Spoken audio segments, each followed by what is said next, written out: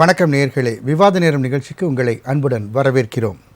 இன்றைய நிகழ்ச்சியில் நாம் விவாதிக்கக்கூடிய தலைப்பானது விக்கிரவாண்டி இடைத்தேர்தல் பிரச்சாரம் ஓய்ந்தது, தொகுதியை தக்கவைக்க ஆளும் திமுகவின் வியூகம், யாருக்கு வாக்கு என்ற குழப்பத்தில் அதிமுகவினர், வாக்கு சதவீதத்தை அதிகரிக்க பாமக நாம் தமிழர் கட்சி முயற்சி என்ற தலைப்பில் தான் நாம் விவாதிக்க இருக்கிறோம். நமக்கு ஏற்கனவே தெரியும், திமுகவின் எம்எல்ஏ புகழேந்தி அவர்கள் மறைந்ததன் காரணமாக விக்கிரவாண்டி தொகுதியில் இடைத்தேர்தலானது அறிவிக்கப்பட்டிருக்கிறது.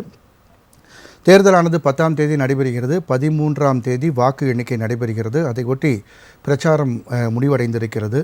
மாலை 6 மணியோடு முடிவடைந்திருக்கிறது பிரச்சாரமானது. இதை இறுதிக்கட்ட அந்த பிரச்சாரத்தில் தலைவர்கள் தங்களது பரப்புரைகளை மேற்கொண்டனர். அதன் ராமதாஸ் அவர்கள் ஒரு அறிக்கையாகவே வெளியிட்டிருந்தார். அதாவது, தமிழ்நாட்டில் சமூக நீதி ஜனநாயகத்தை நிலைநிறுத்த அந்த விக்கிரவாண்டி தொகுதி மக்களுக்கு ஒரு வாய்ப்பு கிடைத்திருக்கிறது.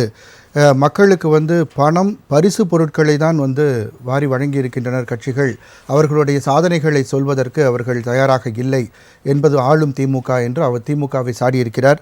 அதே போன்று 15 பாயிண்ட்ஸ், அதாவது புல்லட் பாயிண்ட்ஸ் 15 விஷயங்களை அவர் குறிப்பிட்டிருக்கிறார். அதாவது சாதிவாரி கணக்கெடுப்பு, வன்னியர் இடஒதுக்கீடு, மின்சார கட்டண உயர்வு நிறுத்தம், இவைகள் எல்லாமே தானாக வரும் எப்போதென்றால் பாமக வேட்பாளர் வெற்றி பெறும் பட்சத்தில்.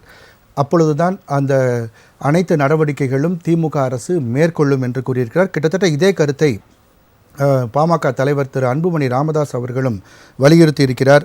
அவர் ஏற்கனவே மகளிர் உரிமை தொகையானது விழுப்புரம் மாவட்டத்திற்கே மிகவும் குறைவாக கிடைக்கிறது என்று உதயநிதி அவர்களை கூறியிருப்பது கண்டனத்திற்குரியது என்று தெரிவித்துவிட்டு, அதே போன்று அன்புமணி அவர்கள் கூறுவகையில் பாமகவின் வேட்பாளர் வெற்றி பெறும் பட்சத்தில் அந்த 10.5 விழுக்காடு என்பது திமுக அரசு தாமாகவே முன்வந்து நிறைவேற்றும். எனவே நீங்கள் பாமக வேட்பாளரை வெற்றி பெற செய்ய வேண்டும்.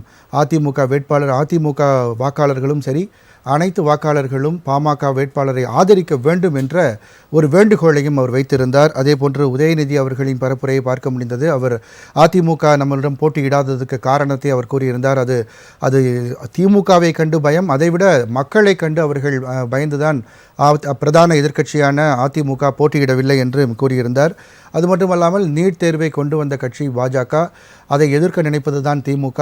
அந்த பாஜகவுடன் சேர்ந்து தற்பொழுது பிரச்சாரத்தை மேற்கொண்டு வரக்கூடிய அந்த பாமகவை நீங்கள் தோற்கடிக்க வேண்டும் என்ற கோரிக்கையை அவர் இறுதிக்கட்ட பிரச்சாரமாக வைத்தார். அதே போன்று நாம் தமிழர் கட்சியின் சீமான் அவர்களும் அவர்களுடைய வேட்பாளர் அபிநயா அவர்களை ஆதரித்து தீவிரமான பரப்புரையை மேற்கொண்டார். அதே போன்று அன்னியூர் சிவா அவர்கள் திமுக சார்பாக போட்டியிடுகிறார்கள். அதே போன்று தேசிய ஜனநாயக கூட்டணியில் பாமக சார்பாக அன்புமணி அவர்கள் பாமகவின் வேட்பாளராக களமிறங்குகிறார். இவர்கள் 29 வேட்பாளர்கள் களத்தில் இருந்தாலும் இந்த 3 பேர் மத்தியில் தான் போட்டி நிலவுகிறது. அதிமுக ஏற்கனவே கூறியதுபடி அவர்கள் இந்த தேர்தலில் போட்டியிடவில்லை. எனவே இந்த 3 பேருக்கும் போட்டி வலிக்கிறது. இந்த இறுதிக்கட்ட தேர்தல் பிரச்சாரம் நிறைவடைந்த நிலையில் கள நிலவரம் என்ன என்பது பற்றி விவாதிக்கலாம். விவாதத்திற்கு செல்லும் முன் நமது விருந்தினர்களை வரவேற்போம். முதலாவதாக திமுகவின் சட்டத்துறை இணைச் செயலாளர் திரு வைத்திலிங்கம் அவர்கள் இணையம் வழியாக நம்முடன் இணைகிறார். அவரை வரவேற்கலாம். வணக்கம் சார்.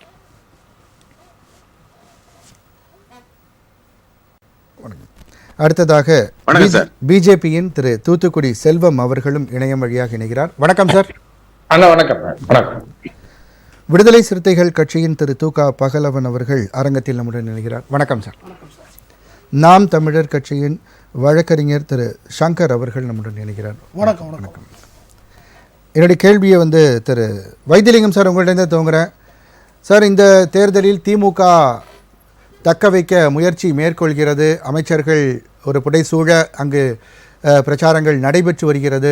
பண பரிசுகள் அதிகமாக கொடுக்கப்படுகிறது, பணமும் பரிசுகளும் அதிகமாக வழங்கப்படுகிறது என்று எதிர்க்கட்சிகள் குற்றம் சாட்டி வருகின்றனர். அதிமுக இதை காரணம் காட்டியே தேர்தலை புறக்கணித்திருக்கிறது. உங்களுடைய முதல் சுற்று பார்வை?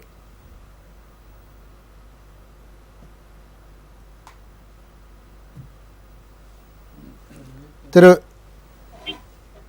வைத்திலிங்கம் சார், கேக்குதுங்களா? இல்ல, நான் சொல்றது நான் பேசுறது கேக்குதா? Yes sir. அதாவது இடைத்தேர்தல்களை புறக்கணிப்பது என்ற முடிவிலிருந்து பாமக விலகி போட்டியிடுகிறது. இதுல கவனிக்கத்தக்க விஷயம் என்னன்னா, கூட்டணி இல்லாத நிலையிலும் எம்ஜிஆர் ஜெயலலிதா படங்களை வைத்துக் கொண்டு அன்புமணி என்கிற பாமக வேட்பாளர் ஓட்டு கேட்கிறார். அதை எடப்பாடி பழனிசாமி இன்று வரை கண்டித்ததாக தெரியல. அப்போ இதுவரை மக்கள் ஒரு மறைமுகமான கூட்டணியை வைத்துக் கொண்டு நேரடியாக சொல்ல செல்வதற்கு தைரியம் இல்லாதவர்களை மக்கள் எப்படி நம்புவார்கள்? இது முதல் குற்றச்சாட்டு. இரண்டாவது, இவர்கள் அண்ணாமலை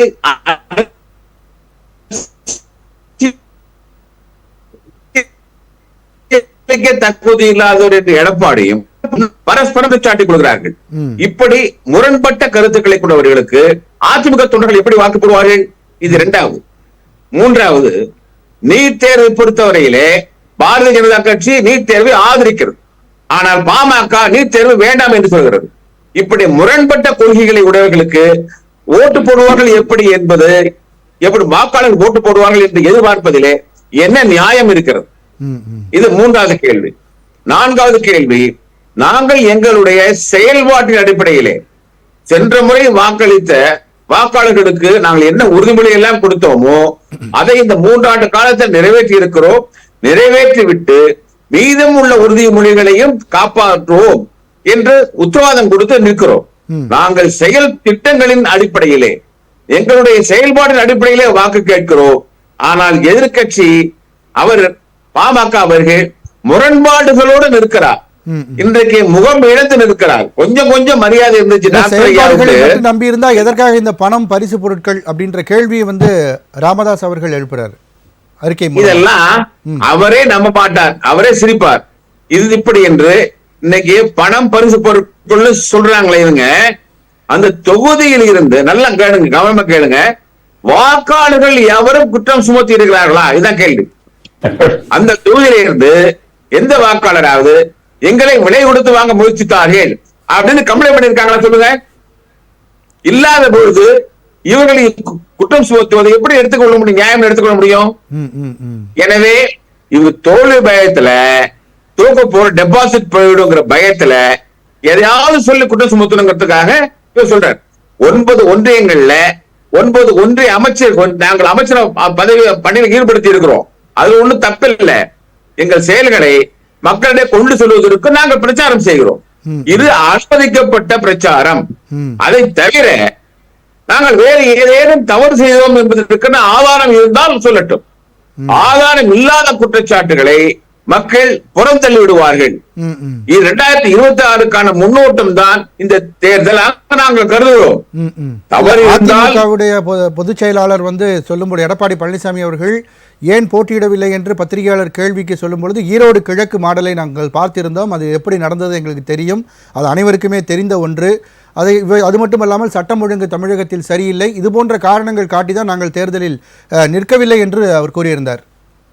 அதாவது அதிமுகவிடம் எடப்பாடியிடம் எத்தனை 1000 கோடி இருக்கிறது என்பது எல்லாருக்கும் தெரியும்.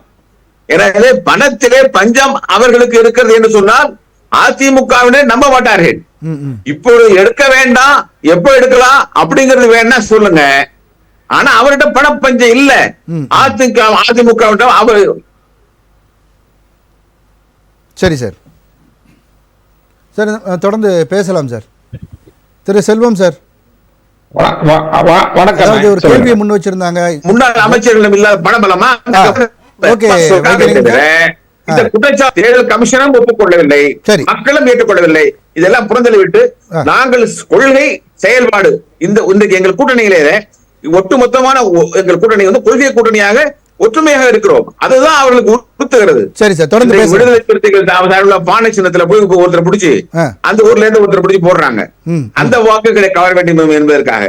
எனவே இவைகள் எல்லாம் இந்த சில்லறை நடவடிக்கைகள் எல்லாம் எங்களை பலவீனப்படுத்தி விடாது. சரி சார், சரி சார், தொடர்ந்து பேசலாம். நாங்கள் கொள்கை குன்றாக நிற்கிறோம், மக்கள் மத்தியில் இருக்கிறோம். எனவே எங்களுக்கு வெற்றி உறுதியாகிவிட்டது. எனவே நாங்கள் வெற்றி பெறுகிறோம். அதுல மாற்று கருத்து இல்லை. தொடர்ந்து பேசலாம். திரு செல்வம் சார் ஒரு பாயிண்ட் குறிப்பிட்டாங்க வைத்திலிங்கம் சார், அதாவது அதிமுகவின் ஜெயலலிதா அவர்கள் எம்ஜிஆர் அவர்களின் படங்களையும் வைத்து பிரச்சாரம் மேற்கொள்ளப்பட்டு வருகிறது பாமக தரப்பிலிருந்து என்று கூறப்படுகிறது. அது மட்டுமல்லாமல் ஏற்கனவே அவர் குறிப்பிட்டது போல அதிமுகவின் பொதுச் செயலாளர் அவர்களுக்கும் அண்ணாமலை அவர்களுக்கும் இடையே மிகப்பெரிய ஒரு மோதல் போக்கு, வார்த்தை போர் நடந்து வருவதை நம்மால் பார்க்க முடிகிறது. மக்கள் ஒரு குழப்பமான சூழ்நிலையில் அதிமுகவினர் இருப்பார்கள், அவர்கள் யாருக்கு வாக்களிப்பார்கள் என்ற ஒரு கேள்வியும் இருக்கிறது. உங்களுடைய பார்வை? ராஜ் நியூஸ் தொலைக்காட்சி நிறுவனத்திற்கு நெறியாளர் சகோதரர் ரங்கநாதன் அவர்களுக்கு, தொழில்நுட்ப கலைஞர்களுக்கு, என்னுடைய சக பங்கேற்பாளர்களான வைத்தியலிங்கம், தம்பி பகலவன், நண்பர் சங்கர் உள்ளிட்ட அனைவருக்கும் என்னுடைய பணிவான வணக்கம். இது ஒரு விசித்திரமான தேர்தல்.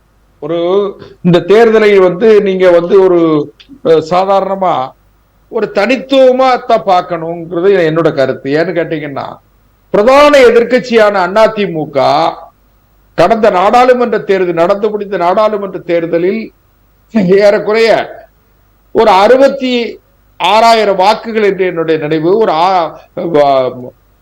விடுதலை 65,000 அந்த வாக்குகள் பெற்ற கட்சி. அதிலே பாட்டாளி மக்கள் கட்சி, பாரதிய ஜனதா கட்சி, எங்கள் கூட்டணியும் 36,000 வாக்குகள் வாங்கியிருக்காங்க. விடுதலை சிறுத்தைகள் கட்சியும் மதிக்க தகுந்த நாம் தமிழர் கட்சியும் மதிக்க தகுந்த வாக்குகளை பெற்ற சூழ்நிலை. இந்த நிலையில் பிரதான எதிர்கட்சியான அதிமுக இந்த தேர்தலை புறக்கணித்தது மிகப்பெரிய தவறு. ஏன்னு கேட்டீங்கன்னா, தேர்தலில் வெற்றி தோல்விகள் மாறி மாறி வரும். இந்த நிலையில அவங்க தேர்தலை புறக்கணிச்சுட்டாங்க. அது அவங்களுடைய கட்சியினுடைய கொள்கை முடிவு, நமக்கு அது அவசியம் இல்லை. ஆனாலும் கூட ஜனநாயகம் என்பது மக்கள் சார்ந்தது. மக்களை எப்பொழுதும் மக்களோடு நெருக்கமாக இருக்க வேண்டிய ஒரு அரசியல் இயக்கம் தேர்தலை புறக்கணித்திருக்க கூடாது. ஒண்ணு. ரெண்டாவது, இதுல என்னன்னு கேட்டீங்கன்னா, விக்கிரவாண்டியை பொறுத்தவரையிலும் பாட்டாளி மக்கள் கட்சியுடைய தொட்டில் பூமி என்று சொன்னால் 1985ஆம் ஆண்டு அங்கே நடந்த வன்னியர் இடஒதுக்கீட்டு போராட்டத்துல 9 பேர், மொத்தம் 21 பேர் இறந்து போயிட்டாங்க அந்த போராட்டத்துல. அதுல 9 பேர் இறந்தவர்களில் 9 பேர் விக்கிரவாண்டி தொகுதியை சார்ந்தவர்கள். அது முக்கியமான விஷயம். ஏன்னு கேட்டா, பாட்டாளி மக்கள் கட்சியில் அதிலேயும் மதிப்புமிக்க டாக்டர் ஐயா ராமதாஸ் அவர்களுக்கு மிகவும் நெருக்கமாக இருக்கிற பகுதி, அவரை நேசிக்கக்கூடிய மக்கள் அதிகம் இருக்கிற பகுதி. அதனால தேர்தலில் பாட்டாளி மக்கள் கட்சி நிற்கிறது. அதிலே பாரதிய ஜனதா கட்சி, எங்கள் தலைவர், அதை ஆதரிக்கிறோம். நாங்க எங்களுடைய தேசிய ஜனநாயக கூட்டணியில் பாட்டாளி மக்கள் கட்சி முக்கியமான தோழமையோடு இருக்கிற காரணத்தால் அதை நாங்கள் ஆதரிக்கிறோம். அதுல மதிப்புமிக்க அண்ணன் சீமான் அவர்களின் நாம் தமிழர் இயக்கமும் தனித்து களம் காண்கிறார்கள். அது பாராட்டுக்குரிய விஷயம் தான். ஏன்னா அண்ணன் நாம் தமிழர் சீமான் அவர்கள் துணிந்து களத்தில் அவர் எந்த களத்தையும் அவர் தவிர்த்தது கிடையாது. அது ஒரு வகையில பாராட்டுக்குரிய விஷயம். ரைட்டு. இந்த தேர்தலை பொறுத்த வரைக்கும் சார், சாதிவாரி கணக்கெடுப்பு, நீட்டு, அது இதெல்லாம் சொல்றாங்க பாருங்க. நாம இது பழைய பஞ்சாங்கம். நாம நீட்டு யாரு கொண்டு வந்தா, நீட்டு வேணுங்கோ வேண்டாங்கோ இதெல்லாம் விட்டுட்டு, இப்ப இடைத்தேர்தல் என்றால இடைத்தேர்தல் ஒரு ஆளுங்கட்சியை எடை போடுகிற தேர்தலாக நீங்க நினைக்க வேண்டாம். ஏன்னா மக்களை எடை போட்டு வாங்குகிற தேர்தலை தவிர மக்களுடைய எண்ணங்களை எடை போடுகிற தேர்தல் இல்லை. ஏன்னு சொன்னா, தேர்தல் களத்துல நாம இது ஆளுங்கட்சியா அதிமுக இருந்தாலும் சரி, திமுக. சாதிவாரி கணக்கெடுப்பை ராமதாஸ் அவர்கள் தொடர்ந்து பேசுறாங்க. சாதிவாரி கணக்கெடுப்புக்கு தான் ராகுல் காந்தி நாங்க பண்ணணும்னு சொல்லியாச்சு. சட்டமன்றத்தில் மு.க. ஸ்டாலின் அவர்களுமே சாதிவாரி கணக்கெடுப்பை பத்தி பேசியிருக்காங்க. சோ அப்போ அதை அவங்க பண்ண மாட்டாங்கன்றது பிரச்சாரம் மக்கள் மத்தியில் எப்படி எடுபடும்? இன்னொன்னு கேட்டீங்கன்னா, சாதிவாரி கணக்கெடுப்பு, மக்கள் தொகை கணக்கெடுப்பு, இதையெல்லாம் சர்வே, அதாவது சென்சஸ் சர்வே இருக்கு பாருங்க, இது எல்லாமே மாநில அரசாங்கம் எடுக்கிறதுல என்ன குறைபாடு? நீங்க குறைந்தபட்சம் சர்வே எடுங்களேன். அதை எடுக்கிறது உங்களை யார் தடுக்கிறா? நீங்க மாநில அரசாங்கம் ஒரு சர்வே எடுக்கிறதுக்கு யாராவது குறுக்கீடு பண்றாங்களா? இப்போ எல்லார் வீட்லயும் ஆதார் அட்டை இருக்கு. 6 வயதுக்கு மேல உள்ள குழந்தைகள் அனைவருக்கும் ஆதார் அட்டை இருக்கு. நாம ஒரு அதிகபட்சம் 1 வார காலத்திற்குள்ளாக நீங்கள் மக்கள் தொகை கணக்கெடுப்பாக இருந்தாலும் சாதிவாரி கணக்கெடுப்பா இருந்தாலும் இதை நீங்க எடுத்து இது மத்திய அரசாங்கத்திட்ட ஒப்படைச்சிட்டு அதுக்கு பிறகு பேசுங்களேன். அதை விட்டுட்டு நீங்க இப்போ 40 எம்பிக்கள் ஜெயிச்சுட்டாங்க சார் நாடாளுமன்றம். நீங்க அன்னைக்கு சமீபத்துல கூட பாத்தீங்கன்னா குடியரசுத் தலைவர் உரை நடந்து, அது குடியரசுத் தலைவருக்கு உரைக்கு நன்றி தெரிவிக்கிற தீர்மானம், அந்த தீர்மானத்தின் மீது எதிர்கட்சி தலைவர் பேசினார். 1 மணி நேரத்துக்கு மேல பேசினார். அதுக்கு பிரதமர் பதில் சொல்லுகிற பொழுது பாத்தீங்கன்னா தமிழ்நாட்டு எம்பிக்கள் எல்லாம் கூச்சல் போட்டார்களே தவிர, அதாவது நாடாளுமன்ற செயல்பாடுகளுக்கு குறுக்கீடு செய்தார்களே தவிர அங்க ஒண்ணுமே பேசல. குடியரசுத் தலைவர் உரையாவது அந்த உரை நடக்கிற வரைக்கும் அனுமதிச்சிருக்கணும், நடக்கல. இன்னொரு விஷயம் கேட்டீங்கன்னா, நீண்ட காலத்திற்கு பிறகு ஒரு மரபு சிதைக்கப்பட்டிருக்கிறது, ஜனநாயக மரபு, நாடாளுமன்ற ஜனநாயக மரபு சிதைக்கப்பட்டிருக்கு. அங்க போய் பாத்தீங்கன்னு சொன்னா, எங்கள் சின்னவர் உதயநிதி வாழ்க, எங்கள் பொதுப்பணித்துறை அமைச்சர் வாழ்க, இப்படி எல்லாம் வந்து நான் பதவியேற்பு பதவியேற்புல என்னன்னு கேட்டீங்கன்னா, இல்ல நான் அதை நான் தள்ளி போகல, நான் ஒரே ஒரு சின்ன செய்தி எதுக்கு சொல்றேன்னு கேட்டா, இந்த மரபுகள் மாண்புகள் எல்லாம் சிதைக்க கூடாதுங்கிறதுக்காக சொல்றேன். ஏன்னு கேட்டா, மரியாதைக்குரிய அம்மையார் திருமதி கனிமொழி அவர்கள் மிக நாகரிகமாக ஒரு பொறுப்புணர்ச்சியோடு மூத்த நாடாளுமன்ற உறுப்பினர் என்கிற அடிப்படையில் அவர் நடந்து கொண்டார் என்கிற பாராட்டையும் நம்ம சொல்லத்தானே செய்யறோம். அதனால ஒண்ணு இது, இப்போ விக்கிரவாண்டிக்கு நீங்க வந்தீங்கன்னு சொன்னா ஏறக்குறைய 2,37,000 வாக்குகள். விசித்திரமான தேர்தல். நீங்க அப்போ திமுக தோல்வி, அதாவது பாமக வெற்றி பெறுவதற்கான வாய்ப்பு இருக்குன்னு நினைக்கிறீங்களா? இல்ல, பாமக வெற்றி பெற்றால் நல்லதுன்னு நினைக்கிறேன், ஜனநாயகத்துக்கு நல்லது. ஏன்னு கேட்டீங்கன்னா, பாட்டாளி மக்கள் கட்சி வெற்றி பெறுமானால் ஆளுங்கட்சியினுடைய கட்டுப்பாடற்ற நிர்வாகம், அதாவது சீர்குலைந்து போயிருக்கிற சட்டம் ஒழுங்கு, சீர்குலைந்து போயிருக்கிற மனித ஒழுங்கு, சொல்ல போனீங்கன்னா, நான் வேற எதுக்காக பழைய செய்தியை சொல்லணுங்கிறக்கா சொல்லல, மரக்காணம், விழுப்புரத்து பக்கத்துல இருக்கிற மரக்காணத்துல ஒரு 21 பேர் இறந்து, விஷச்சாராயம் குடித்து இறந்த பிறகும் கூட கள்ளக்குறிச்சியில ஒரு 64 பேருடைய மரணத்தை நம்ம தடுக்க முடியல. இதெல்லாம் வந்து கேளுங்க, இதெல்லாம் எதுக்குன்னு கேட்டீங்கன்னா, பாட்டாளி மக்கள் கட்சி இதுல வெற்றி பெறுமானால் இது ஆளுங்கட்சிக்கு ஒரு எச்சரிக்கை மணி ஓசையாக இருக்கும். அதனால எதிர்கட்சி எப்பவுமே சார் வந்து எதிர்கட்சியால நாங்கள் கண்டனத்தை தெரிவிக்க முடியும், நாங்கள் குறைபாடுகளை சுட்டிக்காட்ட முடியும், ஆளுங்கட்சியினுடைய தவறுகளை சுட்டிக்காட்ட முடியும். ஆக ஆளுங்கட்சி என்கிற குதிரை நேராக ஓடுவதற்கு எதிர்கட்சி என்கிற அந்த கயிறு லக்கான் வந்து கண்டிப்பா வேணும். அதனால பாட்டாளி மக்கள் கட்சி வெற்றி பெற்றால் ஜனநாயகத்திற்கு நல்லது. ஒன்று கேளுங்க, அதிமுக வாக்குகள் எப்படி டிரான்ஸ்பர் ஆகும் அப்படின்னு ஒரு செய்தி வந்து, அதை பத்தி நம்ம அடுத்த சுற்றுல பேசலாமே சார். நான் 2 பேர் முதல் சுற்று கருத்து கேட்க ஒரு செய்தியோட முடிச்சிடுறேன், ஒரே செய்தியோட. அதாவது மரியாதைக்குரிய மக்கள் திலகம் எம்ஜிஆர் அவர்களையும் அம்மையார் புரட்சி தலைவி அம்மையார் ஜெயலலிதா அவர்களுடைய படத்தை போட்டு பாட்டாளி மக்கள் கட்சி வாக்குகளை கேட்பதாக சொன்னார்கள். அவர்கள் இருவருமே ஒரு குறிப்பிட்ட கட்சியினுடைய அடையாளமாக இருந்தாலும் அவர்கள் இருவரும் மாபெரும் தலைவர்கள். அந்த கட்சி வேற போட்டியிடலங்கும் போது அந்த மக்கள் தலைவருடைய படங்களை போட்டு அவர்களுக்கு மரியாதை செய்வது என்பது தவறு இல்லை. அதிமுக வாக்குகள் பாட்டாளி மக்கள் கட்சிக்கு அதிகமாக டிரான்ஸ்பர் ஆகிறதுக்கு, அதாவது வாக்குகள் பாட்டாளி மக்கள் கட்சிக்கு சேருவதற்கு பார்க்கலாம். நன்றி நன்றி நன்றி சார். உங்களுடைய முதல் சுற்று கருத்து சொல்லுங்க சார். அதாவது இந்த விக்கிரவாண்டி சொல்லுங்க சார். குயிக்கா இல்ல, குயிக்கா ஒண்ணும் இல்ல. நான் செல்வ சொன்னாரு, அந்த சாதி வாரி கணக்கெடுப்புக்கு பதிலா சர்வே பண்ணலாமேன்னு. அத பாட்னா உயர் நீதிமன்றம் செல்லாத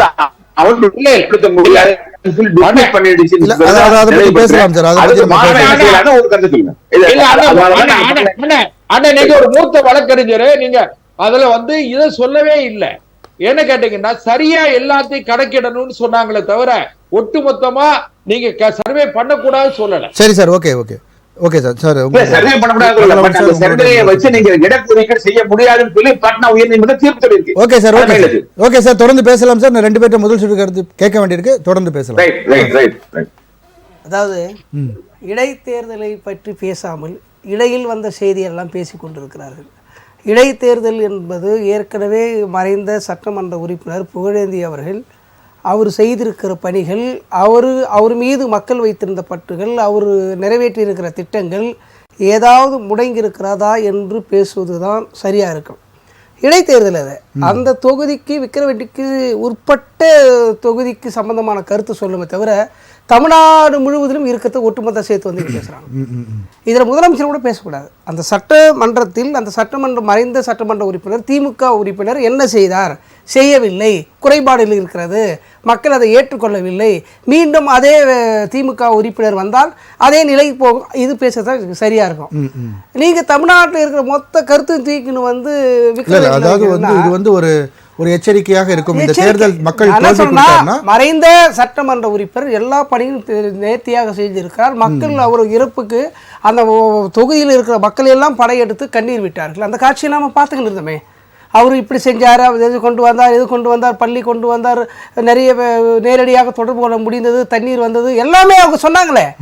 இப்போ மக்களே அதை ஏற்றுக்கொண்டார்கள். நீங்க அதை உங்களுடைய கட்சியுடைய திட்டங்கள் எல்லாம் 10%, 10.5% பற்றி பாமக பேசுறாங்க. இது இங்கே வெற்றி பெற்றால்தான் அந்த 10.5% கிடைக்குன்னு சொல்கிறாங்க. இதுக்கு மூத்த தலைவராக இருக்கிற காங்கிரஸ் மூத்த தலைவர்கள் ஒருவராக விளங்கி இருப்பவர் அன்புமணி அவர்களுடைய சொல்லும்போது இடைத்தேர்தல் என்பது இடைத்தேர்தலாக எப்பொழுதுமே இருக்கும். ஆனால் தற்பொழுது எடைக்கு எடை பணமும் பரிசு பொருட்கள் கொடுக்கக்கூடிய தேர்தலாக மாறிடுச்சு. எந்த இடைத்தேர்தல் சார் நீங்க இப்படி பேசல? அதிமுக தேர்தலில் இடைத்தேர்தல் வந்தாலும் இதை தான் பேச போறீங்க. திமுக இடைத்தேர்தல் வந்தாலும் இதை தான் பேச போறீங்க. நடக்கலன்றீங்களா? இல்லை நீங்க நடக்காதெல்லாம் நடக்கும் தான் சொல்லுங்க. இடைத்தேர்தல் வந்தாலும் நடக்காதெல்லாம் நடக்கும் தானே சொல்லுவீங்க. அதுதானே உங்களுடைய வாடிக்கையான அரசியல். ஈரோடு கிழக்குல எதுவுமே நடக்கல. நான் என்ன சொல்றேன், இடைத்தேர்தல் வருகிற போது ஆட்சியாளர்கள் பெருவாரியாக அந்த தொகுதிக்குள்ளே பணியாற்றுகிறார்களே தவிர நீங்க வேற என்ன பாத்தீங்க? பெரிய அமைச்சர்கள் பட்டாளங்கள் அங்கே உள்ள இருக்கு அப்படின்னு சொல்லலாம். அது எல்லாம் ரெண்டும் மாறி மாறி அதிமுகவில் இடைத்தேர்தல் வந்தாலும் அந்த அமைச்சர்கள் அங்கே தான் இருக்கிறாங்க. திமுகவில் வந்தாலும் அவங்க அங்கே தான் இருக்கிறாங்க. இன்னும் மற்ற கட்சிகள் எதுக்கும் அதுக்கு வாய்ப்பு கிடைக்கல. நம்ம அதை சொல்லி புலம்பிக்கின்னு இருக்கிறோம். நான் வந்தால் இப்படி இருப்பேன்னு சொல்லிடுங்க. அப்படி ஒரு வாய்ப்பே இல்லை. அரசியல் களம் அப்படி தான் இருக்கும். அதிலெல்லாம் மாற்று கருத்து இல்லை. உங்களுக்கு என்ன பிரச்சனை, மக்களுக்கு என்ன பிரச்சனை, இது என்ன இடையூறு, அதை தூய்மையாக சொல்லுங்கன்ற. நான் தூய்மையாக சொல்லுங்கள், இந்த பிரச்சனை இருக்குது, இதை சொல்லுங்க, பொய்யா சொல்லாதீங்கன்றீங்க. இப்போ நீங்கள் எடப்பாடி பழனிசாமி அவர்கள் தேர்தல் வரும்போது என்ன பொய் நீங்க சொல்லுங்க, சட்டம் ஒழுங்கு சரியில்லை அப்படின்றத சொல்றாங்க. சரி, இப்போ பல அந்த கள்ளச்சாராய சம்பவங்களை குறிப்பிடுறாங்க. இதுல எது பொய்ன்னு நீங்க சொல்லுங்க. நான் என்ன சொல்றேன்னா, கள்ளச்சாராயத்தை ஒழிக்க வேணும், அதில் மாற்று கருத்துல. காவல்துறை மட்டுமே ஒழிக்கணும்னு எதிர்பார்க்கறது எவ்வளோ முட்டாள்தனம். அங்க நடக்குது. அந்த ஊர்ல இருக்கிற அதிமுக கட்சிக்காரர் என்ன பண்ணாரு, பாமக கட்சிக்காரர் என்ன பண்ணாரு, மற்ற இதர கட்சிக்காரங்க என்ன பண்ணாங்க, எல்லா கட்சியுமே சொல்லுவோம், எல்லா கட்சிக்காரும் சொல்லலாம்ல. மக்களோடு சேர்ந்து காவல்துறை பயணிக்க வேண்டும், காவல்துறை இணைந்து மக்களும் செயல்படணும். இப்போ இது ரெண்டுமே நமக்கு நம்ம அங்க பெரிய சிக்கல் இருக்கு சார். ஒரு வழியில சொல்லிட்டு போக முடியாது. அவர் சாராயம் விற்கிறாரு அப்படின்னு சொன்னா அந்த சாராயம் விற்கிறவர் என்ன பண்ணுவாருன்னு தெரியும், அவருக்கு உத்தரவாதம் கிடையாது. அப்போ இந்த மாதிரி நிலைப்பாடெல்லாம் இருக்கு. எனக்கு பாதுகாப்பு யார் சார்? என்னை பாதுகாத்து நான் சொல்லிட்டு போயிடலாம். என்ன பாதுகாக்கிறது யாரு? என்ன ஃபேமிலி பார்த்துக்கிறது யாரு? அப்படி ஒரு சிக்கல் இருக்குல்ல. அப்படி ஒரு இங்க எல்லாருக்கும் பாதுகாப்பு வளையமே இல்லையே, யாருக்குமே இல்லையே. ஏதோ போறோம் வரோம், தலைவர்களுக்கு யாருக்குமே இல்ல சார். யாருக்குமே கட்சியோட மாநில தலைவர் யாருக்குமே இல்ல. நான் கேட்டா உன் பின்னாடியே சுத்திக்கினே இருக்குமாங்க, உன்னை பாக்குறதுதான் என் வேலையானுவாங்க, வேற வேலையே இல்லையானுவாங்க. இப்படி எல்லாமே இப்ப சிக்கல் இருக்கு. அப்போ இந்த எண்ணிக்கையை கூட்ட வேண்டும், காவல் நிலையங்களை பெருக்க வேண்டும், மக்களுடைய நிலைப்பாட்டை காவல் நிலையத்தில் புகார் சொல்வதை முழுமையான அதை உள்வாங்கி அது மீது நடவடிக்கை இருக்கின்ற எண்ணங்கள் உருவாக வேண்டும். பொதுவா சொல்லுங்க. இவங்க போலீஸ் டிபார்ட்மெண்ட்ல ரிஃபார்ம் கொண்டு வரணும் அப்படின்றத கண்டிப்பா கண்டிப்பா. அதாவது இப்ப பாருங்க, 10.5% எடப்பாடி பழனிசாமி இருக்கும்போது கொண்டு வந்து சொன்னாங்க, ஒண்ணு இல்லைன்னு சொல்லிட்டாங்க. இப்போ மூத்த தலைவர், காங்கிரஸ் பேரியக்கத்தின் தலைவர் நம்மளுடைய கிருஷ்ணசாமி அவர்களே, அவங்க சம்பந்தி தான், மருத்துவர் ராமதாஸ் அவர்கள் தேர்தல் வரும்போது தான் அதை பேசுறாருன்னு சொல்றாரு. அவங்க மருமகன் தான் அன்புமணி. அன்புமணிக்கு எதிர்ப்பு சொல்றாரு. பாட்டாளி சொந்தங்களுக்கு அவர்கள் என்ன செய்தாங்க? இப்போ அண்ணா சொன்னார், விக்கிரவாண்டியில் அந்த இடஒதுக்கீடு போராட்டத்தில் கிட்டத்தட்ட 21 பேர் உயிர் இழந்தாங்க அப்படின்னு சொன்னார். உள்ளபடியே அவங்களுடைய கோரிக்கை நியாயமானது, அதெல்லாம் விடுதலை சிறுத்தைகளுக்கு எந்த மாற்று கருத்தும் இல்லை. ஆனால் அந்த இழந்த குடும்பத்திற்கு இதுவரைக்கும் அன்றைக்கு இருந்த நிலைப்பாடு வேற, இன்னைக்கு இருக்கிற நிலைப்பாடு வேற. பாமகவுக்கு சொல்றேன், அவங்க என்ன செய்யலைன்றத அந்த மக்களை பலமுறை சொல்லியிருக்கிறாங்க. மீண்டும் அதே இது சொல்றீங்க நீங்க, அந்த உயிர் தியாகம் செய்தவர்கள், வீர வணக்கம் செய்தவர்கள் சொல்றீங்களே தவிர அவங்களுக்கு என்ன செஞ்சீங்கன்னு சொல்லிட்டு காடுவெட்டி குரு அவருடைய மருமகனை பல பேட்டிகளில் சொல்லியிருக்கிறாரு, பல விஷயங்களை எடுத்து சொல்லியிருக்கிறாரு. அப்போ நீங்கள் பொய்யான பிரச்சனை பாருங்க. நீங்கள் சாதி ரீதியாக செயல்படுறீங்க, மத ரீதியாக செயல்படக்கூடிய சனாதன கும்பலோடு இணைந்திருக்கிறீங்க. இங்கே மனிதனை பிளவுபடுகிற இடத்துல தான் நீங்கள் இருக்கிறீங்களே தவிர மக்களை ஒற்றுமைப்படுத்துகிற இடத்தில் நீங்கள் ஏன் வரலன்னு கேட்குறதா கேள்வி இருக்கு. தொடர்ந்து பேசுவோம் சார். திரு சங்கர் சார், உங்களுடைய வெற்றி வாய்ப்பு எப்படி இருக்கு இந்த தேர்தலில், உங்களுடைய முதல் சுற்று பார்வை? இல்லை, அதுக்கு முன்னாடி இந்த விவாதத்தினுடைய தலைப்பிலே ஒரு சிறு திருத்தம் தேவைன்னு தான் நான் நினைக்கிறேன். சொல்லுங்க சார். குழப்பத்தில் அதிமுக வாக்காளர்கள் அது நிச்சயமா கிடையாது. நாம் தமிழருக்கு தான். மிக தெளிவா அதிமுக வாக்காளர்கள், அதாவது கடந்த தேர்தலில் வந்து அதிமுக வந்து கிட்டத்தட்ட 65,000 வாக்குகளை வந்து 6,800 வாக்குகள் வித்தியாசத்தில் தான் தோன்றதா. அவர் விழுப்புரம் அவர் மறைந்த புகழேந்தி வந்து சொற்ப அதாவது கிட்டத்தட்ட 7,000 வாக்குகள் நாடாளுமன்ற தேர்தலையுமே கூட வித்தியாசம் ரொம்ப கம்மி, அவ்வளவுதான் இருக்கு. இப்போ 1972 அதிமுக ஆரம்பிக்கப்பட்ட நாள் முதல் அதனுடைய பிரதான எதிரி வந்து திமுக தான். முன்னாள் முதலமைச்சர் எம்ஜிஆர் இருக்கட்டும், ஜெயலலிதா இருக்கட்டும், தொடர்ந்து அவர்கள் வந்து திமுக எதிர்ப்பிலே வந்து அரசியல் செய்தவர்கள். திமுக எதிர்ப்பில் தான் வந்து அதிமுக வளர்ந்தது, ஆட்சிக்கு வந்தது. ஆகவே இந்த தேர்தலில் பிரதான எதிர்க்கட்சியாக அவங்க வந்து பிரதான எதிரியாக வந்து அதிமுக வாக்காளர்கள். அதிமுக களத்தில் இல்லை என்றாலும் அதிமுகவுடைய வாக்காளருடைய மனநிலை என்னவென்றால், பிரதான எதிரி திமுக, திமுக வீழ்த்தப்பட வேண்டிய சக்தி, அந்த வீழ்த்தப்பட வேண்டிய சக்திக்கு எதிரான ஒரு உன்னதமான தனித்து நிற்கக்கூடிய ஒரே சக்தி நாம் தமிழர் கட்சி தான் என்பதை வந்து அவங்க வந்து உணர்ந்திருக்காங்க. ஆகவே குழப்பம் எதுவுமே கிடையாது. அதிமுகவினுடைய குறைந்தபட்சம் எங்களுடைய கணிப்பு 65,000 வாக்குகளில் 40,000 வாக்குகளாவது எங்களுக்கு வந்து கிடைக்கும் என்பது மிக நிச்சயம், ரொம்ப திண்ணமாக நாங்கள் நம்புகிறோம். ரெண்டாவது, வழக்கம் போல் அவர் திமுகவுடைய அண்ணன் வைத்திலிங்க அண்ணன் ரொம்ப அற்புதமாக வந்து பொய் மேலே பொய்யா அடிக்கிட்டு இருக்காரு. ஒரே ஒரு விஷயம் அவர் சொல்கிறாரு, எதுவுமே அங்கே நடக்கலை, எங்களது வந்து கொள்கை கூட்டணி, மக்கள் ரொம்ப வந்து சந்தோஷமாக தான் இருக்காங்க, அவங்க வந்து தன்னிச்சையாக தான் வந்து ஓட்டு போட போகிறாங்கன்னு. நான் நேரடி சாட்சி. ஏனென்றால் 4 நாட்களுக்கு முன்னாடி கூட நான் வந்து தலைமை தேர்தல் அதிகாரி சாகுவிடம் நாம் தமிழர் கட்சியின் சார்பாக நான் புகார் அளித்திருக்கிறேன். அந்த புகாரிலே பல்வேறு குற்றச்சாட்டுகளை நாங்கள் சொல்லியிருக்கோம். மிகப்பெரிய அதாவது திமுக வன்முறையை கட்டவிழ்த்து விட்டு எங்கள் வேட்பாளர் அபிநயா தாக்க முயன்றார்கள். அது சம்பந்தமான பத்திரிகை செய்திகளும் அந்த வீடியோ காட்சிகளுமே இருக்கிறது. ஆனால் அதாவது அந்த புகாரிலே நாங்கள் மிக சிறப்பாக, அதாவது என்ன குறிப்பாக சொல்லியிருக்கோம், ஒரு நாளைக்கு காலையில் அடைத்து வைக்கப்படும் மக்கள். ஏன்னா இதை நான் நேரடியாக பார்த்தேன். அவர் ஐயா களத்துலாம் போயிருக்க மாட்டார், பாவம். அங்கே இருக்கிற அவர் வழக்கம் போல் வந்து திமுகவை வந்து எதுவுமே நடக்காது, நாங்கள் ரொம்ப சுத்தமானவர்கள், கொள்கைவாதிகள்ன்ற பிரச்சாரத்தை அவர் ஆண்டாண்டு காலமாக செஞ்சுட்டு வராரு போது அது திருப்பி இங்கே தொடர்ந்து செய்கிறார். ஆனால் களம் மாறிவிட்டது என்பதே அவர் வந்து இன்னும் புரிஞ்சிக்கல.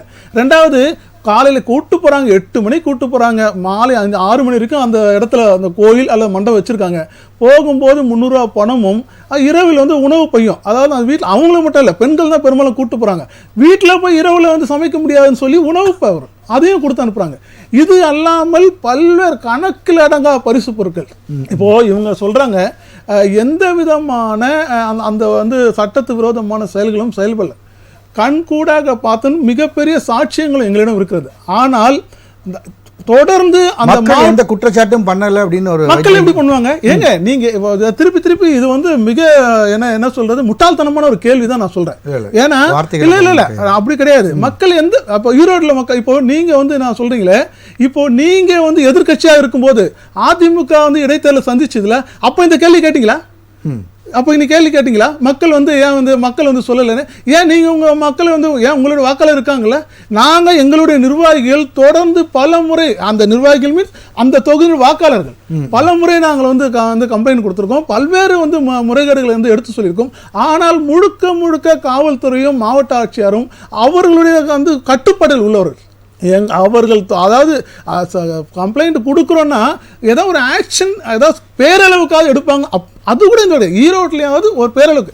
நான் முடிச்சிடறேன், ஒரே ஒரு நிமிஷம் முடிச்சிடறேன். அந்த செய்தி மிக முக்கியமான செய்தி என்பதாக நான் வந்து சொல்ல வேண்டியது. நான் வேலைக்கிழமை அன்று நான் தலைமை தேர்தல் அதிகாரி சந்தித்து புகார் கொடுத்த பிறகு மறுநாள் வெள்ளிக்கிழமையிலிருந்து அந்த அழுத்தத்தின் காரணமாக இவங்க என்ன பண்ணுறாங்கன்னா, அந்த அடைத்து வைக்கிற மக்களை கையில் திமுக கொடியை கொடுத்து, வயதான பெண்கள், நடக்க முடியாத ஆண்களும் பெண்களையும் திமுக கொடியை கொடுத்து தெருவாக கூட்டு போகிறாங்க. அந்த காட்சிகளில் வந்து நீங்கள் கண்டிப்பாக வந்து என்னால் அதாவது ஏகப்பட்ட வீடியோஸ் இருக்குது, அதை நான் என்னால் வந்து காட்ட முடியும். தெருவாக கூட்டு போகிறாங்க. என்னன்னா அவங்களாம் பிரச்சாரத்துக்கு போகிறாங்க, நாங்கள் அடைச்சி வைக்கலன்ற ஒரு தோற்றத்தை ஏற்படுத்துவாங்க. ஆகவே தொடர்ந்து திமுக எல்லை மீறிய அந்த அத்துமுறைகளை அந்த தொகுதியில் வந்து செஞ்சிட்ருக்கு. அந்த தொகுதியில் ஒவ்வொரு மணி நேரம் அந்த கள நிலவரம் எங்களுக்கு தெரியும். நான் என்ன சொல்கிறேன்னா, இதை மக்கள் வந்து உணர்ந்திருக்கார்கள். ப்ளஸ் வந்து அதிமுக வாக்குகளும் எங்களுக்கு வந்து சேரும்போது, சுதந்திரமாக நடக்கும்போது கண்டிப்பாக நாங்கள் முதலிடத்தை நோக்கி நகருவோம் என்பது நிச்சயம். சங்கர் சார், ஆக்சுவலாக சீமான் அவர்கள் பிரச்சாரத்தில் சொல்லும்பொழுது அதிமுகவிற்காக ஒரு கட்டத்தில் நான் வந்து முன்னாடி பிரச்சாரம் பண்ணியிருந்தேன், அதை காரணம் காட்டியாது அதிமுகவுடைய இந்த முறை அவர்கள் போட்டியிடாத காரணத்தால் அந்த வாக்குகளை எங்களுக்கு அளிக்க வேண்டும் என்ற கோரிக்கை அவரும் வச்சிருந்தாரு. ஸோ உங்களுக்கு அது வரும்ன்றத நம்பிக்கை கண்டிப்பாக இருக்கு. கண்டிப்பாக இருக்கு. மிகப்பெரிய அளவில், அதாவது அதிமுகவினுடைய 90% வாக்குகள் பதிவாகக்கூடிய 90% வாக்குகள் அதிமுக ஆதரவு வாக்குகள் கண்டிப்பாக நாம் தமிழர் கட்சிகள். ஏன்னா எங்களுக்கு இப்போ எங்கள் தலைமை ஒருங்கிணைப்பாளர் மிக தெளிவாக சொல்லியிருக்காரு, பொது எதிரி இந்த களத்தில், இந்த விக்கிரவாண்டி சட்டமன்ற இடத்தில் பொது எதிரி என்பது வந்து திராவிட முன்னேற்ற கழகம் தான். ஆகவே இந்த திராவிட முன்னேற்ற கழகத்தை வீழ்த்த வேண்டும் என்றால் அதற்கு மிக நேர் எதிராக நின்று களத்தில் நிற்கக்கூடிய இப்போ பாமகவும் இருக்காங்க. பட்டு ஆனால் என்னன்னா அதிமுக வாக்குகள் அவர்களுக்கு போக வாய்ப்புகள் மிக மிக குறைவு. ஏனென்றால் அதுக்கு முன்னாடி தேர்தல், நாடாளுமன்ற தேர்தல் சிறிது காலம் வரை பாமக அந்த அதிமுக கூட்டணியில் இருந்த கட்சி. அதனால் வந்து அந்த கூட்டணியிலிருந்து திடீரென்று விலகி பாஜகவுடன் ஒரு கூட்டணி நாடாளுமன்ற தேர்தலுக்காக வந்து அமைத்தார்கள். ஆகவே இப்போ அதிமுகவுக்கு அவர்கள் துரோகம் செய்து விட்டதாக தான் வந்து மக்கள் வந்து அந்த அதிமுக ஆதரவாளர்கள் அவங்க அப்படி அந்த கண்ணோட்டத்தில் தான் பாமகவை பார்க்க வாய்ப்புகள் நிறைய இருக்குதுன்னு எனக்கு தோணுது. ஆகவே அப்போ பொது எதிரி என்ற அந்த கருத்தின் அடிப்படையில் அதிமுகவின் வாக்குகள், ஏனென்றால் எங்களுடைய தலைமை ஒருங்கிணைப்பாளர் ஒரு பிரச்சனையா இருக்கும், மைக் சின்னத்தில் நிற்கிறீங்க, அது எந்த அளவுக்கு அதெல்லாம் ஒன்றும் பிரச்சனை இல்லை. இப்போ அந்த சின்னங்கள் பிரச்சனை இல்லையா? அதாவது 13 நாள் நாடாளுமன்ற தேர்தலில் வெறும் 13 நாளில் தமிழகத்தின் மூளை முடுக்கெங்கும் கொண்டு போய் எங்களுக்கு கரும்பு விவசாய சின்னம் மறுக்கப்பட்ட பிறகு 13 நாளில் கொண்டு போய் நாங்கள் வந்து அதை மக்களிடம் சேர்த்தோம். ஆகவே சின்னம் என்பது ஒன்றும் பிரச்சனை கிடையாது. இப்போ பாமகவுக்கு வந்து அந்த வாக்குகள் ஏன் போகாதுன்னு நான் சொல்றேன்னா, அதிமுகவுடைய வாக்காளர்கள் அந்த மனோநிலையில் இருப்பதால் கண்டிப்பாக வந்து, ஏன்னா எங்களுடைய தலைவருக்கு ஆதரவு கேட்டிருக்காரு. அதன் பிறகு வந்து அவர்கள் நடத்திய, அதாவது சட்டசபையிலே அதிமுக உறுப்பினர்கள் நீக்கப்பட்ட தொடர் முழுவதும் நீக்கப்பட்டதை கண்டித்து நடைபெற்ற உண்ணாவிரதத்திலே நாங்கள் போய் வந்து நேரடியாக ஆதரவு தெரிவித்தோம். அந்த குழுவிலே நானும் இருந்தேன். ஆகவே இந்த சூழ்நிலைகள் எல்லாம் வந்து அவர்களுடைய எண்ணத்தில் மிகப்பெரிய ஒரு மாற்றத்தை ஏற்படுத்தியிருக்கும். ஆகவே அந்த வாக்குகள் எங்களுக்கு தான் கண்டிப்பாக வரும்ன்றது நாங்கள் உறுதியாக நம்புகிறோம். சரி சார், நம்ம தொடர்ந்து பேசலாம். திரு செல்வம் சார், அதாவது 90% அதிமுகவின் வாக்குகள் எங்களுக்கு தான் வரும் என்று நாம் தமிழர் கட்சியின் சார்பாக சங்கர் சார் சொல்றாங்க. உங்களுடைய பார்வை சார்? இடைத்தேர்தலில் வந்து 5 பூத்துக்கு ஒரு சேர்மன், ஒரு 20 பூத்துக்கு ஒரு அமைச்சர், அதுல அந்த 20 பூத்துக்கு உள்ள, அதாவது 20 வாக்குச்சாவடிகளுக்கு ஒரு அமைச்சர், அந்த 20 வாக்குச்சாவடிகளுக்குள்ள ஒரு 5 பூத்துக்கு ஒரு சேர்மன், இப்படி வந்து அவங்க 50 வாக்காளர்களுக்கு ஒரு திமுக நிர்வாகி என்கிற அளவில் அவர்கள் கடந்த 10 நாட்களாகவே அந்த வாக்காளர்களை ஏதோ ஒரு வகையில் அவர் இந்த வாக்காளர்களை திருப்திப்படுத்தி வைத்திருக்கிறார்கள் என்கிற செய்தி தான் வருது. அதனால இப்போ ஒரு தகுதி, ஒரு வலுவான எதிரியாக இருக்க வேண்டிய அதிமுக களத்துல இல்லை. அதே மாதிரி பாட்டாளி மக்கள் கட்சி வந்து கொள்கை ரீதியாக மிக கடுமையாக பிரச்சாரம் பண்றாங்க. அதனால எனக்கு இந்த வாக்குகள் அப்படியே டிரான்ஸ்பர் ஆயிரும். ஒரு உதாரணத்துக்கு ஒண்ணு சொல்லுங்கன்னா, 2014 அம்மையார் மரியாதைக்குரிய புரட்சி தலைவர் அவர்கள் ஆர்கே நகர் தொகுதியில போட்டியிடும் போது எல்லா கட்சிகளும் தேர்தலை புறக்கணிச்சாங்க. ஆனால் இந்திய கம்யூனிஸ்ட் கட்சி மட்டுமே, அது தோழர் மகேந்திரன் அவங்க மட்டும்தான் நின்னாங்க. திமுக உள்ளிட்ட அனைத்து கட்சிகளுமே தேர்தலை புறக்கணிச்சாங்க. ஆனா பதிவான வாக்குகளில் 89% வாக்குகள் அந்த புரட்சி தலைவி அம்மா அவர்கள் வந்து வாங்கினாங்க. அப்ப எப்படின்னு கேட்டீங்கன்னா, திமுக வாக்குகளும் அதிமுக அம்மையார் ஜெயலலிதா அவர்களுக்கு டிரான்ஸ்பர் ஆச்சு, அதாவது அவர்களுக்கு கிடைத்தது என்பதான அர்த்தம். அதாவது யார் யார் தமிழ்நாட்டில் இருக்கக்கூடிய அதே நிலைதான், அதாவது திமுக அதிமுக அந்த நிலை தானே வருது அப்படின்ற மாதிரியான பார்க்க முடியுது. ஆமா, அதனால என்ன நினைக்கல, அப்ப நீங்க உங்களுக்கு அந்த வாக்குகள் எப்படி மாறும் அப்படின்ற ஒரு கேள்வி வருது இல்லையா? நான் இன்னும் கூட மாறும் என்று நான் வந்து மாற வேண்டும் என்று விரும்புகிறேன். அதாவது என்ன விஷயம்னு கேட்டீங்கன்னா, ஆளுங்கட்சியினுடைய இந்த சட்ட ஒழுங்கு, நேற்று நண்பர் பகலவன் கூட சொன்னாரு, நேற்று 2 நாட்கள் மரியாதைக்குரிய அண்ணன் தொல் திருமாவளவன் அவர்கள் வந்து வட சென்னையில தமிழக பகுஜன் சமாஜ் கட்சியினுடைய மாநில தலைவர், தமிழ் மாநில தலைவர் ஆம்ஸ்டாங் அவர்கள் கொடூரமாக வெட்டி கொல்லப்பட்ட அந்த இடத்துல அண்ணன் திருமாவளவனும் விடுதலை சிறுத்தைகளும் எல்லா கட்சி தலைவர்களும் எல்லாருமே இரங்கல் தெரிவிச்சாங்க. அதுலயும் திருமாவளவன் அவர்கள் களத்திலே நின்னாரு. இப்போ இன்னைக்கு அந்த சென்னை மாநகரத்தினுடைய ஆணையர் அவர்களை மாத்திருக்காங்க, ஒரு சில காவல் அதிகாரிகளை மாத்திருக்காங்க. நான் என்ன சொல்றேன், காவல் அதிகாரிகள் மேல பழி போட்டுட்டு நாம கடந்த அரசாங்கம் பொறுப்புகளை கடந்து போயிட முடியாது. ஏன்னா ஒரு அரசு, ஒரு ஆட்சி அதிகாரத்திற்கு தலைமையேற்று இருக்கிற அரசு தான் எல்லாவற்றிற்கும் பொறுப்பேற்கணும். அதுல ஒரு காவல் அதிகாரியை மட்டுமே நீங்க மாத்திட்ட உடனே அந்த பழியை தூக்கி காவல் அதிகாரி மேல போட்டுட்டு போயிடாதீங்க. ஒரு காவல் அதிகாரியை மாத்தின உடனேயே நாம சட்ட ஒழுங்கு பிரச்சனையெல்லாம் அவங்க மேல பழியை போட்டுட்டு போயிட முடியாது. இதுல உளவுத்துறை மாண்பு முதலமைச்சருடைய நேரடி கட்டுப்பாட்டுல இருக்கிற உளவுத்துறை இருக்கு. அதனால இதெல்லாம் எதுக்காக நான் சொல்றேன்னா, நண்பர் பகலவனுக்கு நினைவுபடுத்த விரும்புறேன்.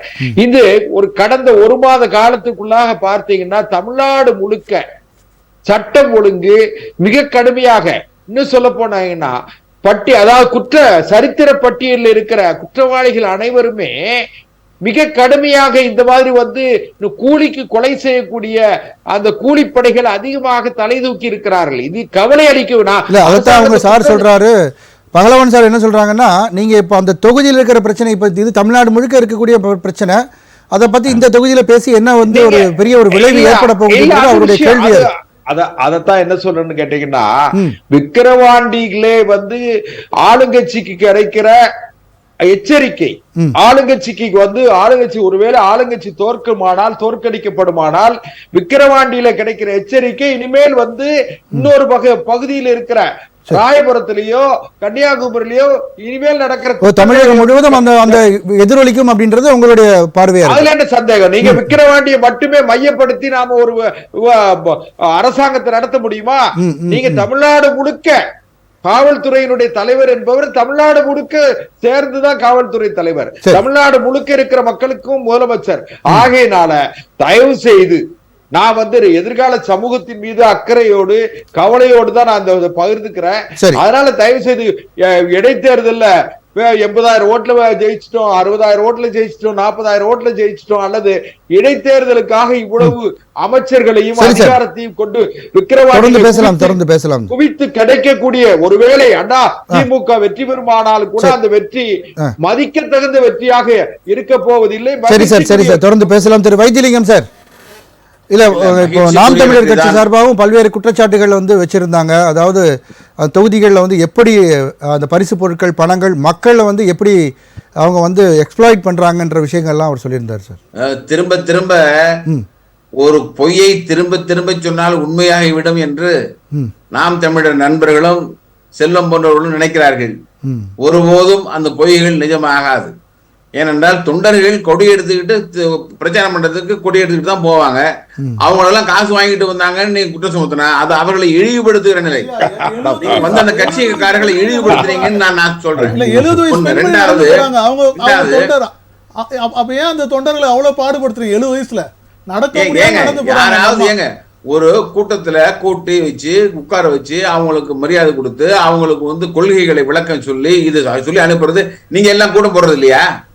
அந்தந்த அதிமுக, பாஜக, பாமக எல்லாம் கூட்டம் போட்டு தொண்டர்கள் வச்சு கூட்டம் போடுறது இல்லையா? அதேதான் உணவு பையன் கொடுக்கறது இல்ல. அதேதான் நீங்கள் அதாவது நீங்க இதெல்லாம் புளிச்சு போன குற்றச்சாட்டுகள், புளித்து போன குற்றச்சாட்டுகள். இதெல்லாம் யாரும் கவனத்தில் எடுத்துக்கொள்ள மாட்டாங்க. நீங்க இன்னொன்னு கவனத்தை வச்சுங்க. இதுக்கு தேவையே இல்லைங்கிறதுக்கு நான் ஒரு காரணம் சொல்றேன். என்னன்னா, இன்னைக்கு இருக்கிற வாக்காளர்கள்ல ஏறத்தேழ 75,000 பேர் அண்ணன் தளபதி அவர்களுடைய ஆட்சியினுடைய பலன்களை நேரடியாக பெற்றவர்கள். மகளிர் உரிமை தொகையிலிருந்து, பேருந்து பயணத்திலிருந்து இன்னும் இப்ப கூட 1,70,000 பேர் சேர்ந்திருக்காங்க புதுசா. அதுலயும் அந்த தொகுதியில் எவ்வளவு இருக்காங்க தெரியல. இந்த தொகுதியை மட்டும் நான் சொல்லுகிறேன், 75,000 பேர் அந்த தொகுதியில் நேரடியாக பயன்பெற்றவர்கள் இருக்கிறார்கள். அதோடு கூட கழகத்தினுடைய வாக்காளர் விழுப்புரத்தில் 1000 ரூபாய் உரிமை தொகை அதிகமாக வழங்கப்படவில்லை என்ற ஒரு குற்றச்சாட்டும் இருக்கிறது. இல்ல, வழங்கப்படவில்லை சொன்னாங்க. பெறுபவர்கள் இருக்கிறார்களே, அந்த புள்ளிவரத்தை கொடுக்கிறோமே. எனவே நேரடியாக பலன் பெற்றவர்களோடு கழகத்தினுடைய தொண்டர்களும் சேர்ந்தால் அறுதி பெரும்பான்மை சுலபமாக கிடைச்சிடும். என்ன வேடிக்கைன்னா, 65,000 வாக்குகளை பெற்றவர்கள் தேர்தலில் நிக்க மாட்டாங்களா? 40,000 வாக்குகளை பெற்ற அதே வேட்பாளரை திரும்ப நிறுத்துவாங்களா? எப்படி அவர்கள் நம்புவார்கள்னு கேக்குறேன். 40,000 முந்தையே நிரூபிக்கப்பட்ட இந்த அன்புமனுடைய வலு 40,000 என்று முன்பே நிரூபிக்கப்பட்ட ஒன்று. திமுக வெற்றி பெற்றால் கூட அது சரியான வெற்றியாக இருக்காது அப்படின்னு சொல்லி செல்வம் சார். அது மட்டும் இல்ல, நீங்க இன்னொரு வகையில பாருங்க, அதிமுகவை சிதைத்து அழித்து அதை இரண்டாக்கி அதை அந்த பலத்தை தனதாக்கி கொள்ள துடிக்கிற பாஜகவோடு கூட்டணி வைத்திருக்கிற பாமகவுக்கு உணர்வுள்ள அதிமுக தொண்டன் யாராவது வாக்கு போடுவானா?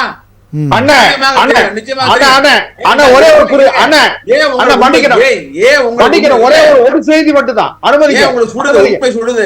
இல்ல, ஒரு செய்தி, ஒரே செய்தி தான். அதாவது அதிமுக பொதுச் செயலாளர் எடப்பாடி பழனிசாமி அவர்களுக்கும் திமுகவுக்கும் ஏதோ ரகசிய உறவு இருப்பதாக சொல்லப்படுகிறது, பேசப்படுகிறது.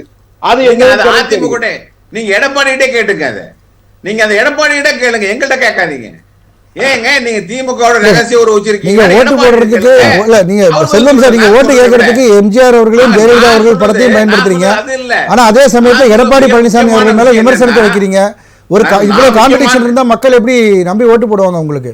இல்ல, எம்ஜிஆருடைய வாக்காளர்கள் தானே. எம்ஜிஆர் வாக்காளர்கள் புரட்சி தலைவி அம்மா சொல்றேன். நான் சொல்லுகிற நேரடி குற்றச்சாட்டு, இதை மறுப்பதற்கு எந்த அதிமுக காரர் துணிவு இருக்கிறதா இருக்குமா?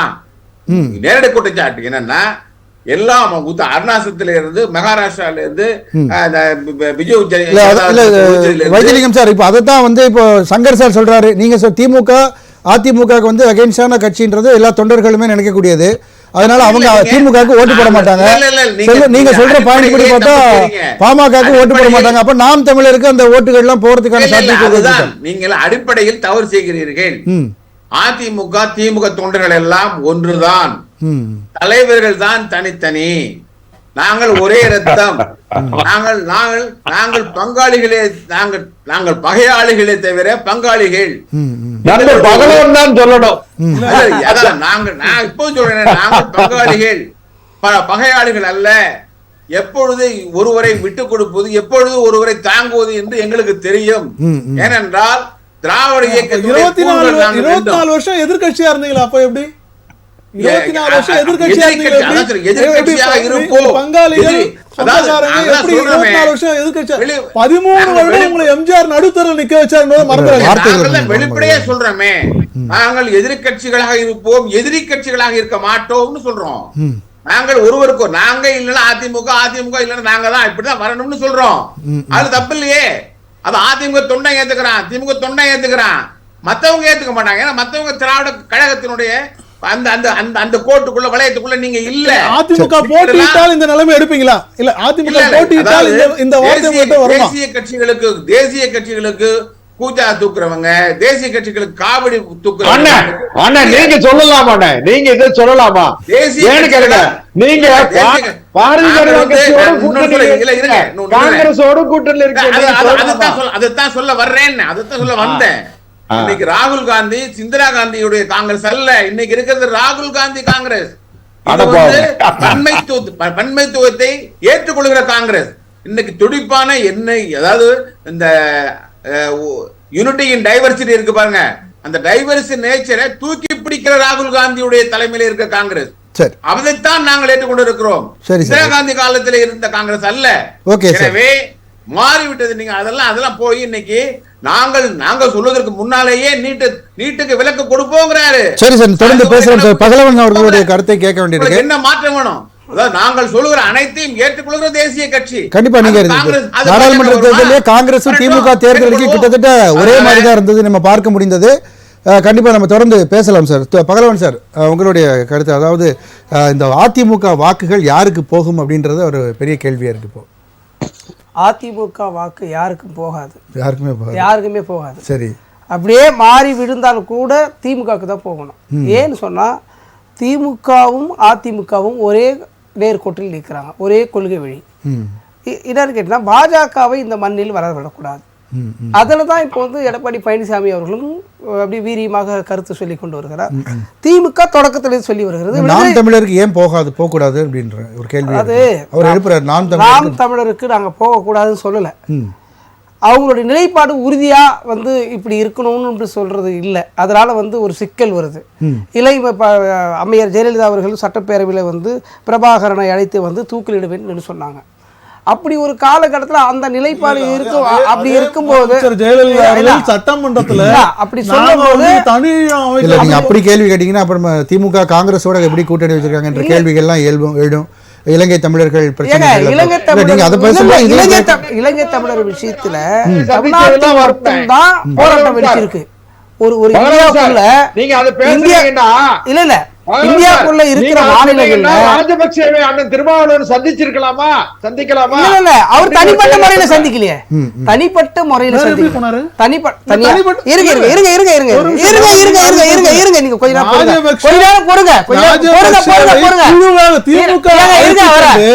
கனிமொழி திருமாவளவன் அத்தனை பேரும் போய் இருங்க கொஞ்சம் பொறுங்க. விடுதலை சிறுத்தைகள் தலைவர் ராஜபக்சேவை தனிப்பட்ட முறையில் போய் சந்திச்சாரா? இந்தியா உள்ள ஒரு குழு அமைச்சு அந்த குழுவில் இருக்கிற தமிழ்நாட்டில் இருக்கிற நாடாளுமன்ற உறுப்பினர்கள்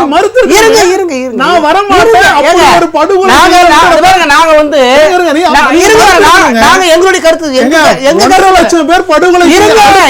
மாதத்தில் நீ கொலம்புல போய் கை கொடுறீங்க என்ன அர்த்தம்? கை கொடுத்தமா? ஆமா, ராஜபக்சே கை கொடுத்து நீங்க போய் கத்தி எடுத்து வெட்டி இருப்பீங்களா? கிடையாது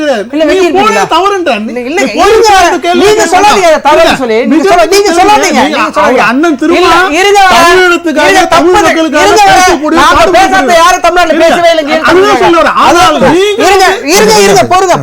அதாவது நாங்க போய் இருக்கிறது ஈழத்தமிழருடைய மக்களுடைய நிலைப்பாட்டை என்ன நடந்து ஒண்ணு போய் பார்க்காமலே அங்க இருக்கிற விஷயங்கள் எப்படி தெரிய வரும்? சரி, அங்க இருக்கிற மக்களுடைய கருத்தை கேட்காமலே நான் எப்படி கருத்து சொல்ல முடியும்? என்ன பாதிப்பு நடந்திருக்கிறது, அவங்களுக்கு என்ன பாதிப்பு இருக்கிற மக்களுக்கு அடுத்த கட்டமா என்ன ஜெயலலிதா அவர்கள் அப்போ அந்த இலங்கை தமிழர்கள் அதாவது பிரபாகரன் அவர்கள் பத்தி பேசிய போது அவங்க எதிர்வினை ஆற்றலை அப்படின்றதுனால மக்கள் வந்து சொல்லல. ஒரு கருத்தை வந்து சரியா சொல்லணும். ஒரு சொல்லிட்டு ஒண்ணு மாறுதலா இருக்கு. அப்ப வந்து நம்பிக்கை தன்மை இல்லைன்ற உங்களுடைய நம்பிக்கை தன்மை வரணும்னு சொல்றேன். நான் என்ன சொல்றேன்னா, இங்க பிரிவினவாதமான செய்திகளை முன்வைக்கிறாங்க. தெலுங்குன்றது, மலையாளின்றது, கன்னடத்தான்ன்றது, இங்க எல்லாருமே கூட்டா வாழ்கிற ஒரு மாநிலமாக இருக்கிற அந்த பிரிவினைவாதத்திற்கு இந்த பிரிவினைவாதம் முரண்பாடு இருக்கு. அங்க வாக்குச்சாவடியில இந்த விக்கிரவாண்டியில தெலுங்கர் இருக்கிறாங்க, கன்னடர்கள் இருக்கிறாங்க, மலையாளி இருக்கிறார்கள். ஆனா அவர்கள் வந்து தமிழ்நாட்டில் வாக்காளர்களா இருக்கிறாங்க. அப்போ இவங்களுக்கு எல்லாருமே நீங்க பிரித்து பேசும்போது நம்பிக்கை என்பது இழக்க வரும் என்று நான் நல்லதான்